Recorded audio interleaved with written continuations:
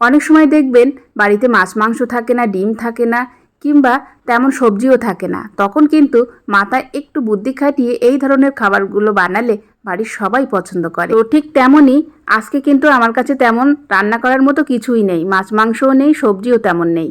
ফ্রিজে শুধু ছিল একটা গাজর আর কিছুটা মটরশুঁটি। এখন মাথায় চট করে বুদ্ধি এলো ফ্রাইড রাইস করে নেব।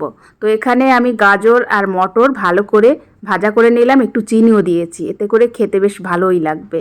এরপর অল্প কিছুটা ভাত বানিয়ে নিয়েছি, ভাতগুলো এবার ভালো করে মিশিয়ে দিলাম, হয়ে গেল ফ্রাইড রাইস। আর উপর থেকে এখন একটু চিনি ছড়িয়ে দেব, নামানোর আগে একটু ঘি ছড়িয়ে দেব, এতে করে এর সাথে খেতে আর কিচ্ছু লাগবে না, এতেই খাওয়া হয়ে যাবে। কারণ এটা খেতে অসাধারণ হয়েছিল, কোনো কিচ্ছুরই প্রয়োজন ছিল না। তবুও আমি দুটো আলু দিয়ে একটু কষা কষা করে আলুর দম বানিয়ে নিয়েছি। তো আলুর দম আর ফ্রাইড রাইস মোটামুটি খেতে কিন্তু খারাপ লাগে। আপনারাও কিন্তু এভাবে একবার বানিয়ে দেখতে পারেন, বেশ ভালো লাগে।